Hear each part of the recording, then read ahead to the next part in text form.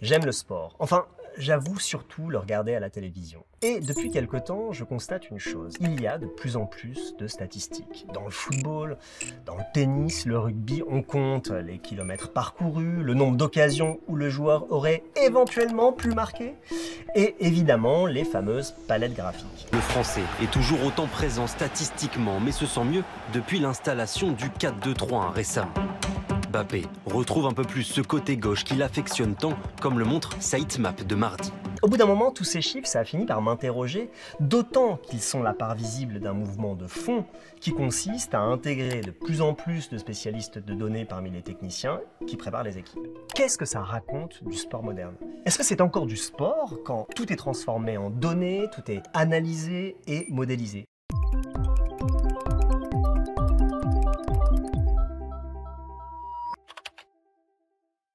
Je suis allé voir Jérémy Chiradam, l'un des data scientists des équipes de France de rugby, à Marcoussis, lieu d'entraînement du rugby français. Lui, il est exactement à l'intersection de tout ce qui m'intéresse. C'est lui, avec son équipe, qui recueille et analyse les données qui vont servir au staff des équipes de France de rugby. Et j'ai commencé par lui demander de quelles données on parlait et avec quels outils il les recueillait. On a plein de sources multiples un peu de données, donc notamment ces fameux GPS qui sont des petites balises que les joueurs vont porter à chaque entraînement et chaque match, donc dans une brassière.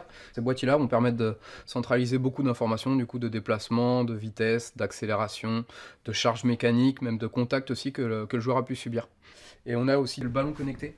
Il va fonctionner avec une puce qui va être située à l'intérieur du ballon et qui va permettre d'avoir des informations en termes de niveau de rotation, de vitesse de déplacement, de hauteur de déplacement. Et le protège-dents? Et le protège-dents, justement, c'est la dernière innovation aussi, où là, donc, on a différents capteurs qui sont situés ici et qui nous permettent d'avoir des données, notamment de contact, de déplacement, donc des données de vitesse linéaire. Après, en parallèle de ça, on va avoir d'autres données, donc des données chronométrées, des données d'hydratation, de vitesse de déplacement de barre. On peut aussi avoir des données de cardio-frequency-mètre.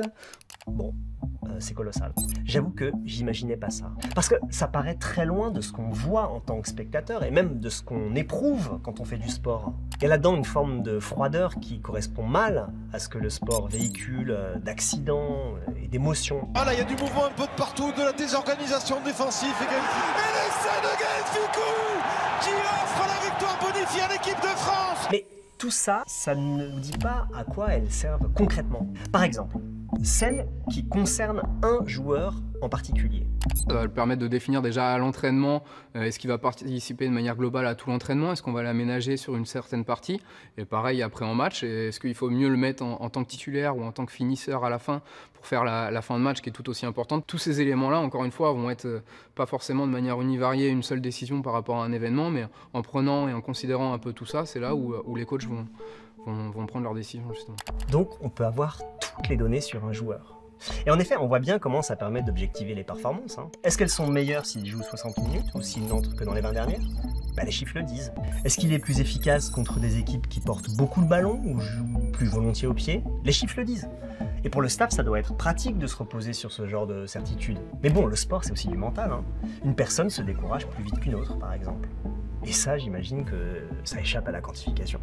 Justement, il y a un projet de recherche qu'on a mené aussi là-dessus, où en gros, de par le tracking vidéo, en fait, on a un moyen d'essayer d'objectiver justement des attitudes comme le fait que le joueur ait les mains sur les hanches ou qu'ils aient les mains sur les genoux, ou qui permet du coup d'objectiver un peu comment est le joueur à certains instants du match.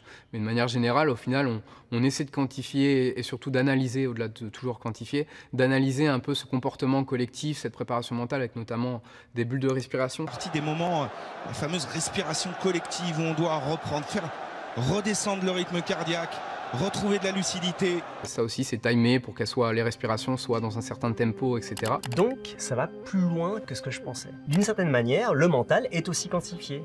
Et là, tout à coup, je me mets à imaginer ce que ça donnerait dans un autre monde professionnel que le sport, si on mettait dans les bureaux, par exemple, des caméras qui traquent nos attitudes. Et je flippe un peu. Mais tout ça ne vient pas de nulle part. Au début des années 2000, Billy Beane, entraîneur de l'équipe de baseball d'Oakland, en Californie, a peu d'argent. Alors, il décide d'utiliser l'informatique pour repérer les joueurs sous-estimés dans les autres équipes et les recruter. Et ça marche. Et quand cet entraîneur a été incarné par Brad Pitt, eh ben, cette histoire est devenue le mythe fondateur d'une discipline.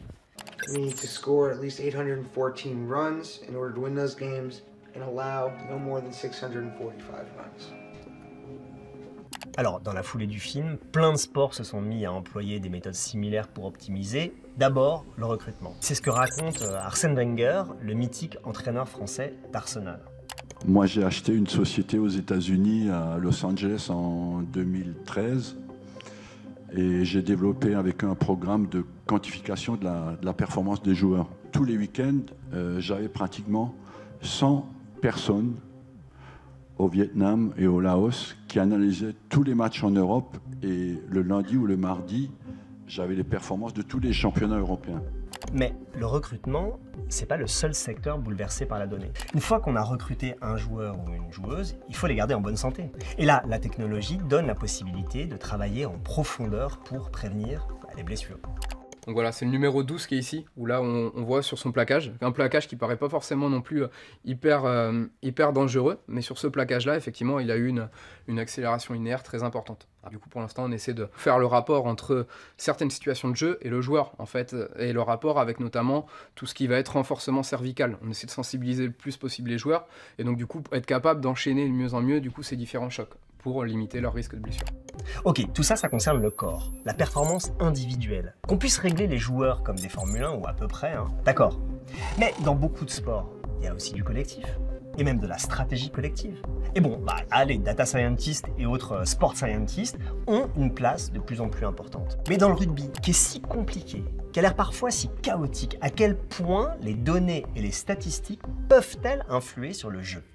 Un exemple concret, effectivement, pour le coup, c'est sur la dépossession, donc le fait de rendre le ballon à l'adversaire. En fait, avant, il y avait une règle qui était on rend le ballon au bout de 30 secondes parce qu'après, on avait trop de chances de perdre le ballon. Et en fait, on a analysé un peu le jeu pour comprendre mieux, en fait, quand est-ce qu'il fallait justement rendre le ballon au pied à l'adversaire. Et donc là, on a analysé les données pour comprendre, en fait, que dans telle situation, effectivement, il était plus préférable de le rendre à ce moment-là. C'est plus forcément une situation de temps donné, mais un contexte, encore une fois, qui va nous amener à nous dire, bon, bah, à ce moment-là, c'est le moment où il faut rendre le ballon et on va le rendre, du coup, dans telle zone. Alors, évidemment, le premier problème que je vois, c'est la standardisation du jeu. Parce qu'il y a déjà des exemples. Le cas le plus évident, c'est celui de la NBA, la Ligue américaine de basket. Il y a une dizaine d'années, les statisticiens ont déterminé qu'il valait mieux tenter des shoots de loin, qui sont plus risqués mais rapportent 3 points, que des shoots de près, qui sont moins risqués mais qui ne rapportent que 2 points. Et donc, tous les entraîneurs se sont mis à bâtir leur stratégie autour de ce principe statistique et les joueurs se sont transformés en machines à marquer des paniers de loin.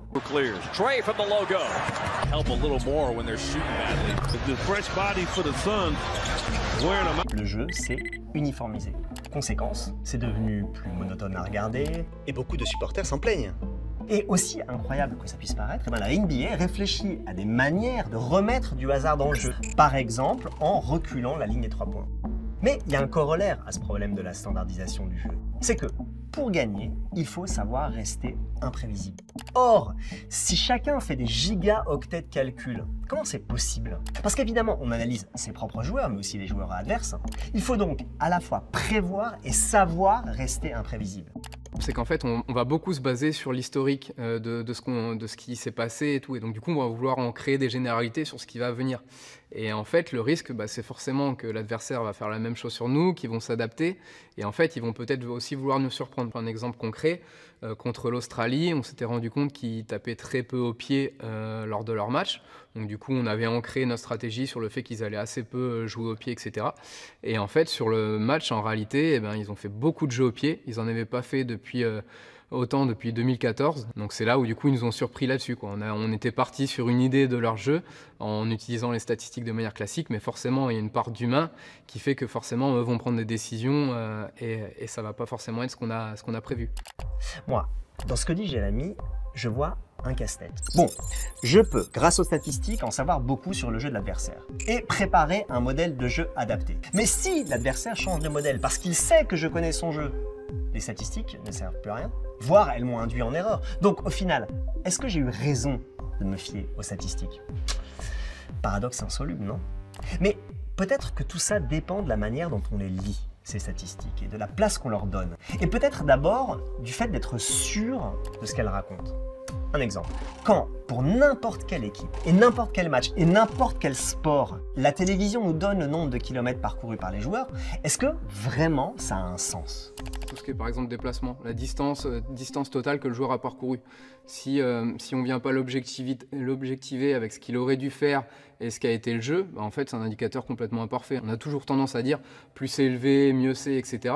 Sauf qu'en fait une distance des fois qui va être plus courte mais du coup qui a été plus utile à certains moments du jeu, ça peut être bien plus préférable. Là, je comprends l'importance du contexte pour appréhender un chiffre. Et évidemment pour bien l'utiliser ensuite. Sauf que le contexte, ça peut aussi être tout et n'importe quoi.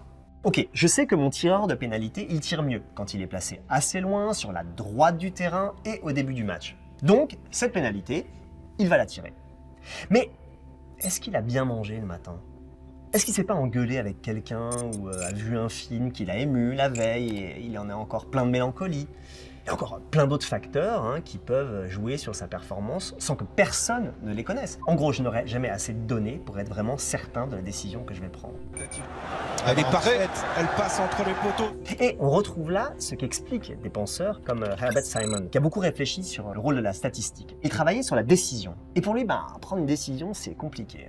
I think really the difficulty of decision making centers very much around the degrees of uncertainty, maybe in human behavior as the political campaign is, or it might be a matter of physics because we don't know how to build models that will in any realistic way predict what the effects are going to be. It's that uncertainty that makes decision making difficult. Et voilà. Pour Simon, quand on n'a pas assez d'informations, pas assez de contexte, le seul moyen, c'est de s'appuyer sur ce qu'il appelle une rationalité limitée, une simplification. Et qu'est-ce qui peut nous fournir ça? La statistique. La statistique, c'est juste un truc donc, qui permet de se représenter de manière claire et synthétique des données quantifiables. La statistique est utile mais limitée.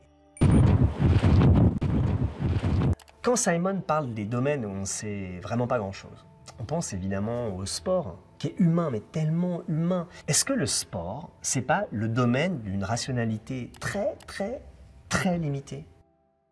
Moi, je suis plutôt positif à ça. C'est justement la beauté du sport. Si en fait tout se passait comme on avait prévu et qu'il n'y avait pas part d'incertitude, ce serait même lassant. C'est justement ça qui fait que du coup, ça motive encore plus à essayer de continuer, de performer, justement, d'analyser pour que la prochaine fois, on puisse comprendre encore mieux et on puisse anticiper et prendre les bonnes décisions encore mieux, quoi. Oui, mais du coup, vous vous rendez compte de la contradiction de ce que vous dites. C'est vrai. C'est qu'on est limité de par une part d'aléatoire qui fait qu'on essaie de réduire au plus possible cette part d'aléatoire. Mais effectivement, la citation que j'aime bien souvent citer, c'est tous les modèles sont faux, mais parfois certains sont utiles, quoi. C'est qu'on essaie d'objectiver, de comprendre la réalité. On a toujours une limite, il y aura toujours des choses qui vont se passer, mais au moins on a fait ce qu'on pouvait, du moins, pour essayer de réduire cette part d'incertitude. Là, je comprends une chose essentielle. Un type comme Jérémy est parfaitement conscient des limites de ce qu'il apporte. Parce qu'il sait, Jérémy, qu'un détail, un joueur qui se fait exclure sur un mauvais geste au début du match, ça peut tout bouleverser. Parce qu'il sait que rien ne remplacera l'intuition du joueur qui va précisément briser le modèle et surprendre tout le monde. Parce qu'il sait que rien ne remplacera l'intuition de l'entraîneur qui sent qu'il y a quelque chose à faire là et qui a juste besoin de quelques données pour le confirmer. Jérémy a l'air parfaitement conscient de ça, donc, et il le revendique même. Alors, je me demande pourquoi tant insister sur les statistiques dans les interviews d'après-match, dans les conférences de presse, et même auprès des joueurs.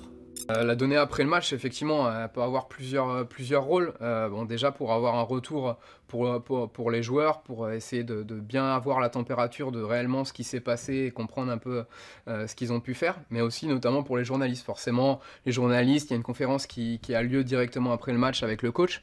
Et donc, du coup, le fait que le coach ait déjà ces aspects un peu quantitatifs par rapport aux indicateurs que lui surveille, c'est intéressant parce que du coup, il arrive avec des arguments pour en discuter notamment avec les journalistes et échanger avec les différents interlocuteurs qu'il aura. En fait, c'est pas simplement le chiffre qui est important, c'est le fait simplement d'utiliser des chiffres et de les dire qui Signifie que... Ça permet de le raconter, de le mettre en contexte et d'essayer effectivement de par le chiffre, de faire passer le message aussi et donner effectivement cette impression aussi de maîtrise au final de ce qui s'est passé. Après, au-delà du chiffre qui est donné, ce qui va être intéressant, c'est l'explication et de pourquoi ce chiffre-là et qu'est-ce qui a pu faire que ça n'a pas forcément tourné en notre faveur. Et ben voilà, la statistique, au fond, c'est aussi un discours. C'est une manière de se raconter le match avant, pour se rassurer, pour faire comme si on savait ce qui allait se passer. Et c'est aussi une manière de le raconter après, en objectivant le résultat, en chiffrant une explication.